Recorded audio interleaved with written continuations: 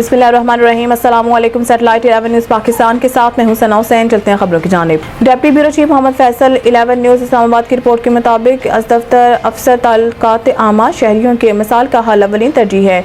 AIG investigation शिकायत ने खुली कचहरी में शहरियों की शिकायत सुनी और मुतल्लिका अफसरान को दरख्वास्तों पर दिए गए वक्त में कानूनी कार्रवाई करके रिपोर्ट करने की हिदायत दी। तफसीलात के मुताबिक assistant inspector general of police investigation शिकायत सैयद अनायत अली शाह ने सेंट्रल पुलिस ऑफिस इस्लामाबाद में खुली कचहरी का इनेकाद किया।